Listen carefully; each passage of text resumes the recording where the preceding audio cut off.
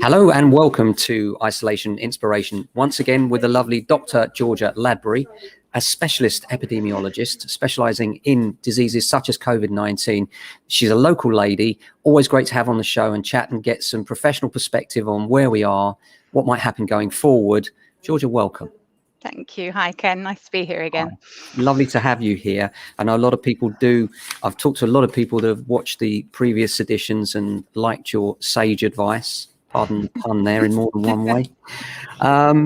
Let's kick off with the big one. First of all, the Delta variant's been a big thing, hasn't it? Yes, indeed. And obviously now with the double jabbing, we like to think that we're protected.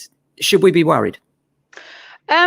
I think this has turned into quite a polarized debate, hasn't it? So I think, you see on the news, there's like a lot of alarmism and people saying that it's the end of days, that we've opened up more yesterday. And then other people saying, oh, we should throw everything open and, never think about COVID again.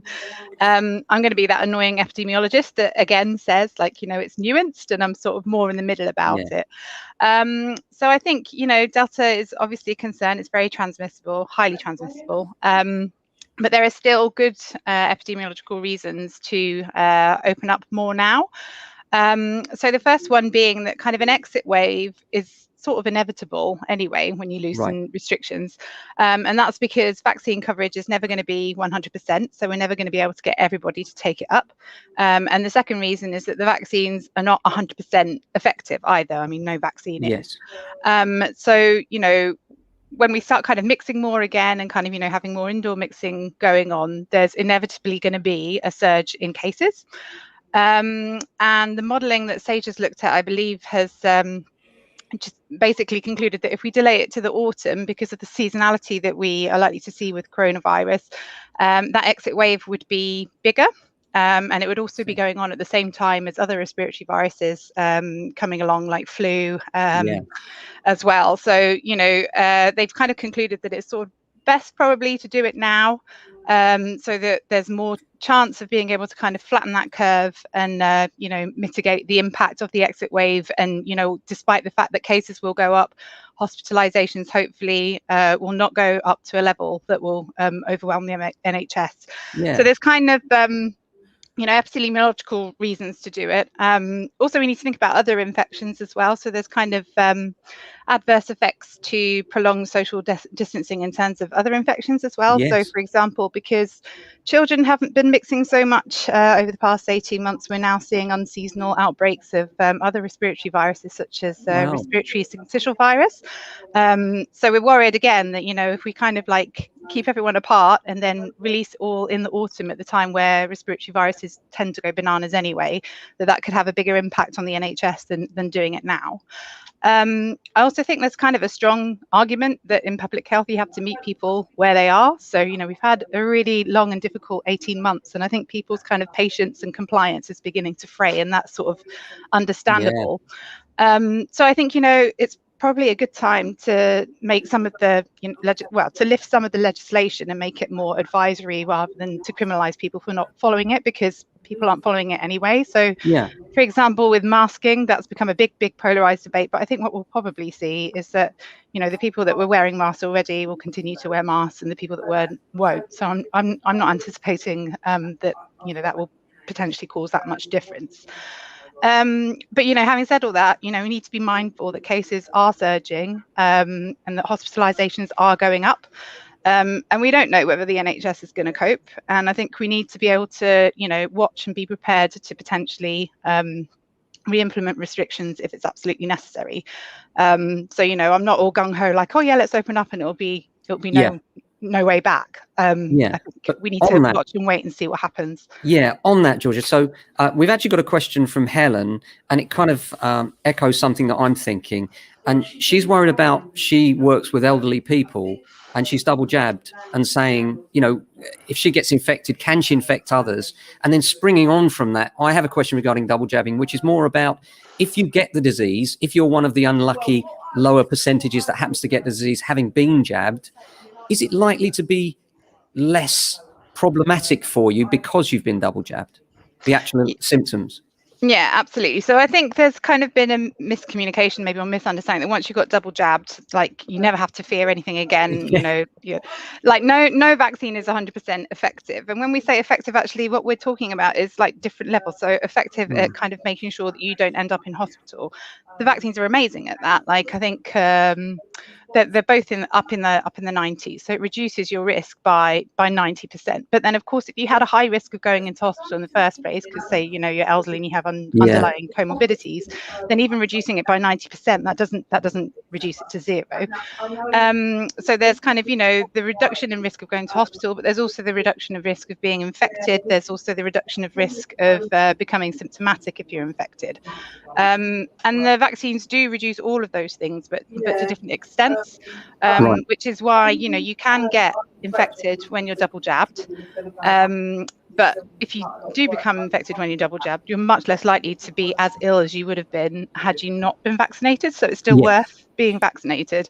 And it also reduces your risk of transmitting the disease to someone else by about 50%. Right. So the answer to the question is that you can still get and pass on COVID regardless of the fact that you're double jabbed. It doesn't give you the kind of impenetrable shield that some might imagine. But actually, if you get it, it's less likely to be symptomatic. You're less likely to have serious complications. Is that fair, would you say? Yeah, and you're less likely to pass it on as well. So, rather than, say, potentially being in bed for a week with COVID, feeling absolutely awful, you might just have kind of a mild cold, and like rather than spreading it to everyone in your household, you might not spread it to anyone. So it reduces all of those things, but it doesn't eliminate the risks. Yes. Now, entirely. The pingdemic, you'll see behind me, you've got the self-isolation. This does seem to be a problem, doesn't it? It looks like, I mean, you saw Sir Andrew Lloyd Webber coming out and, you had to feel for him. All of this time, he starts Cinderella and she's got to go back to the pumpkin again. And I don't know, it just seemed to me that, I just felt his frustration, and the whole of the entertainment hospitality industry, I think, feels the same way. And some people are deleting the app. Some people are not using it. It's not a legal requirement, is it? What are your thoughts on that? Yeah, I think it's a difficult one. And I think it's something that we need to revisit, especially now that we're entering this world where, we've got high levels of Delta circulating, but, people are, like a lot of people are, fully vaccinated as well. So I think, with every outbreak, with every epidemic, with everything to do with infectious diseases, like it always evolves and changes, and you need to sometimes take stock and decide whether what you're doing is still sensible. And I think, when it comes to the app, it does seem as if it's potentially a little bit too sensitive at the moment, and we'll have to think about what to do with that in future. Now, we're in peak time for holidays now. We've got some green zones, some turning back to amber, such as France. But just on the green zones, presuming people want to go on holiday, planes, crowded areas, is it wise? Question. If you're in a green zone, would you say, or? I think the whole issue of travel is, again, quite polarized. And I think it's one of the things that frustrates me a lot about travel is that it's always painted as kind of just going on a frivolous holiday. Whereas actually, we live in a very, very mixed community, especially here in Streatham. Lots of people have family that live abroad and haven't seen them for ages and ages and ages. I think, there's people that argue for border controls and to be really, really strict on borders and say that our borders are leaky. But I think it's actually quite difficult, if you look into it, to travel abroad at the moment. You have to do lots of paperwork and passenger locator forms, and, have your vaccine certification and do tests before you go, and et cetera, et cetera. So, I think we're mitigating the risks, quite a lot. My main kind of concerns with it is that it's kind of inequitable, because like if you're doing all of those things, all those tests and things cost money, so it makes it easier for kind of to go abroad and have a holiday if you're wealthy, and cuts out people that can't afford that from going. So I think that's kind of my main issue with travel at the moment, and also just the uncertainty of it all. It does make it sort of difficult to plan, and you don't know if last minute you're gonna have to self-isolate and not go and that kind of thing. So it sort of takes the joy out of it a little bit. But I wouldn't be saying to anyone, 100%. Oh, you shouldn't go on holiday this year. That, in fact, we have a foreign holiday plan this year, and my mother-in-law just went home from yesterday from visiting us from Israel for the first time in 18 months. So like, I'm not anti-travel, but it is definitely a hassle at the moment. So coming on for something we touched on earlier, we've got the boosters coming up, and we've got, the risks for the winter and new variant risks and things like that. And the big question, and you've touched on it briefly, is the NHS in danger of overload? How are those numbers looking? Yeah, it's difficult to say. I think, again, it's one of those things that can change week by week. So I think at the moment, like the indicators are suggesting that it's sort of okay to proceed with caution, but that could change rapidly. So we just need to listen to kind of what the heads of trust are saying, look at the numbers. Look at kind of whether surgeries are having to be cancelled because COVID patients are beginning to fill up the wards again. We wouldn't have continued with the date if it had looked completely unfeasible, but I think, again, we have to just be on our toes, and there is maybe the potential that we'll have to roll back on that decision. Hopefully not. Now, but we can all do our bit by trying to kind of flatten this exit wave and taking precautions to try and make sure that cases don't I think that's why a lot of people feel conflicted, though, Georgia, because we're getting, on the one hand, advice that Freedom Day, let's open up and everything, and on the other hand, we're being told, but be cautious. It's like, wear masks, don't wear masks. I mean, it does seem to be very conflicting and a mixed picture and not clear at all. I don't feel like we're getting proper guidance from the government here. Yeah, I mean, I guess it's difficult because it is a complex picture, and that's the thing. Like, people want simple answers, but it's a complex picture, it's a complex subject. Nobody really knows what's going to happen. And I think anyone that kind of says, oh, certainly this is going to happen, or certainly that's going to happen, you shouldn't really listen to them, because actually it's kind of we don't know. It's a gamble. It's an educated gamble, but it's still a gamble. I think what we need to do is, proceed as we are, but we should all take responsibility to, mitigate the risks as much as we can. And we all know how to do that by now. So I don't think that we need sort of government mandates to tell us how to do it. But like, we can get vaccinated. So if you haven't been vaccinated yet, go and get your vaccination. That's like the single most important thing that you can do to start bringing these case numbers down and reduce transmission. Continue to socialize outdoors where you can. Ventilate indoors when you're socializing indoors. So have all the windows and the doors open, and that's easier to do in this. I'd say in the summer, but actually I've got most of my windows shut at the moment, hiding from the heat. But then I don't have anyone in here, so that's fine. It's crazy, isn't it? Crazy hot at the moment. Now, what about children? We've now got the rollout for children. What are your thoughts on that? I think JCVI has made a good decision. They're an independent panel of experts who've been considering what vaccination programs we should have for years and years and years before COVID came along. So they really do know what they're doing. There's a bit of consternation, I think, about like the vaccine not being rolled out to all children, but you need to be careful with that. I think there's been a trial done in children that didn't show any effects, but as we saw with AstraZeneca, like when you're doing a trial, it's a relatively small number of people in that trial, and then when you start rolling out to much wider numbers, you can start picking up side effects that might not have been picked up in the trial. And with AstraZeneca, we were able to say, okay, well, that's awful that happened, but still the risk of COVID infection in those people was still higher than getting those side effects. And, except for, and then we made the cutoff for anyone under 40, I think. So given that the risk children of COVID, of getting, severely ill with COVID is really quite low, and it doesn't tend to happen with children. We need to be even more mindful before we start, vaccinating them, that is the safe thing to do. So, JCVI has sort of looked at the data, decided we haven't got enough kind of data to recommend it for all children yet, but where children are at risk of COVID, or a higher risk, because they underlying vulnerabilities, or if they live with a parent who has vulnerabilities, and they could transmit it to them, and that potentially that child could end up, with a parent being severely ill, then JCVI is recommending that they have the jab, and I think that's quite a pragmatic way forward for now. And I think people will be reassured to hear that the JCVI are kind of the ones guiding this decision, because I think a lot of us, me included, are not very reassured by seeing Boris Johnson umming and ahhing and saying one thing, doing another. It just seems it's not confidence inspiring at all. But if the people behind it, you're confident in, then we do know at least that the guidance is right, even if the delivery is wrong. I would agree with that, and it's absolutely JCVI that has made that decision, and they are independent of the government. So they're an independent panel of experts. Reassuring. Right. Now, something that I know is quite close to your heart right now, because I know you're on maternity leave. Let's talk about vaccination and pregnancy. Yeah, so I think there's quite a low percentage of pregnant women who've taken up the vaccine. I think it's maybe 38%. That figure might be wrong, but it's low. And they are one of the remaining kind of vulnerable groups that just don't have very high levels of vaccine coverage.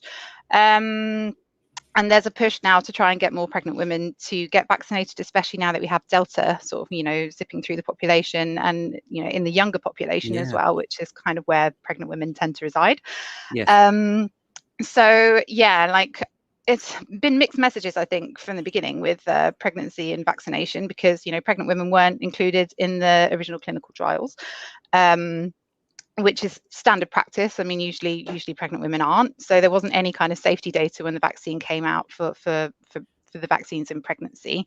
But like since then, thousands and thousands, hundreds of thousands of pregnant women have been vaccinated around the world, and there have been no adverse effects on those pregnancies picked up at all.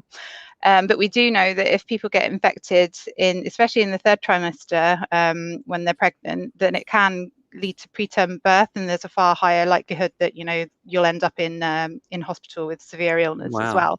So yeah, it's that kind of thing where risk of, I mean, I can totally understand it when you're pregnant. You're a bit you're doubly loath to kind of put something new into your body, and kind of you worry about what that might do to your growing baby.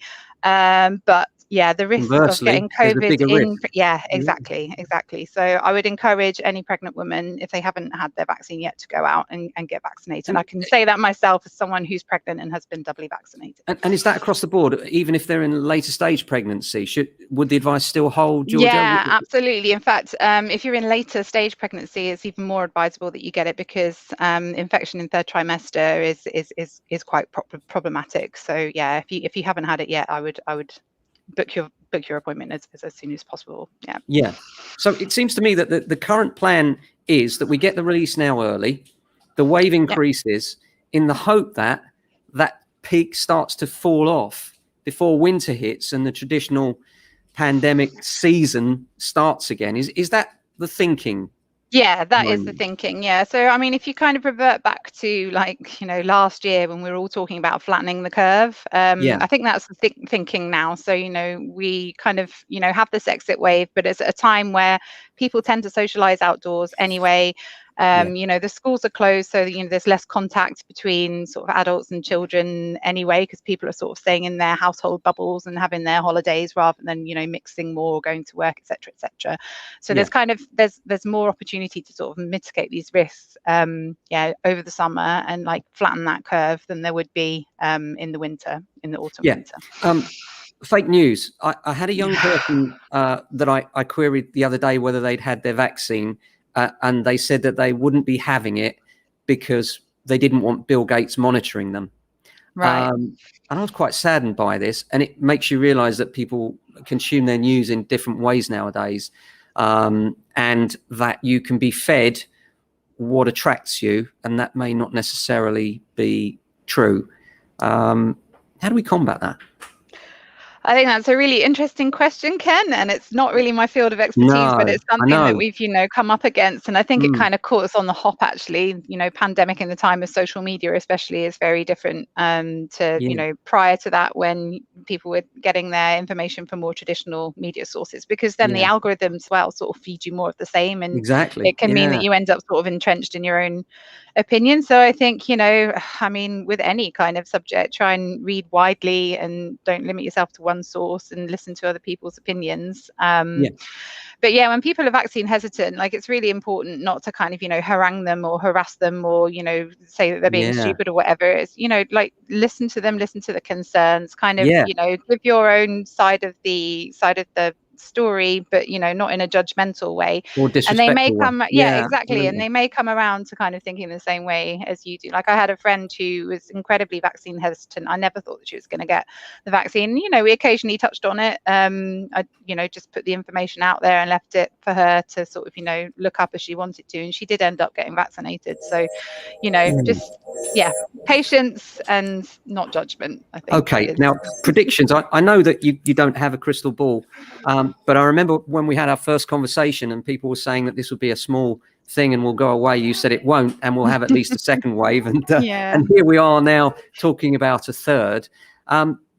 Going forward, are we going to do you think this is going to be something that we're going to have to live with now, or do you think there's a chance that it will recede over time? And if so, any ideas on time frame? I know you can't answer the question accurately, but I'm just trying to get a sense of how you feel.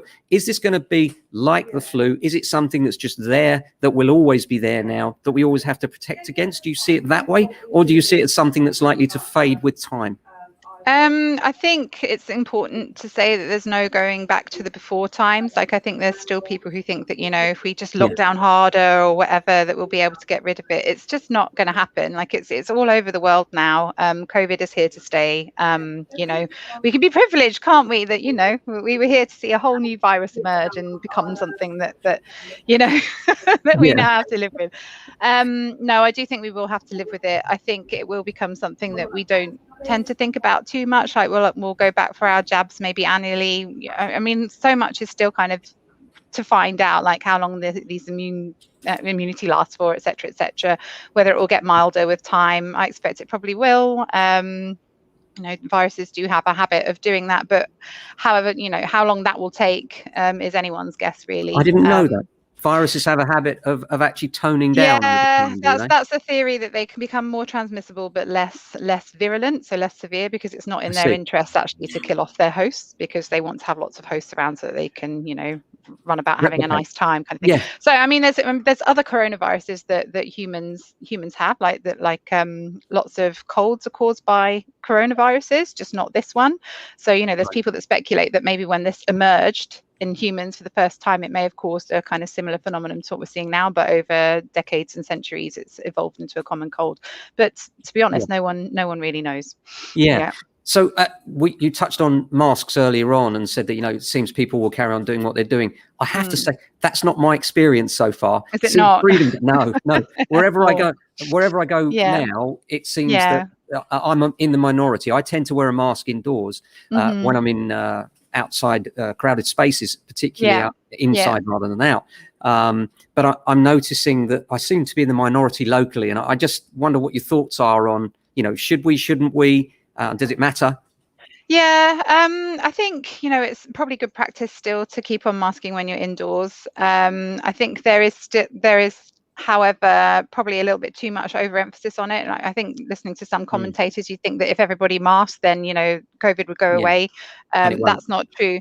There's just a whole host of things that we should be doing, and I think we need to kind of respect that not everyone's going to do all of them. But if all of us are doing some of them, that's going to help. So get vaccinated, ventilate, meet outdoors where you can, take regular rapid tests. And take a rapid test if you're feeling groggy as well. If you're feeling just under the weather, Delta can manifest, especially if you've been vaccinated, as a more mild illness. So have those in your cupboard and do them.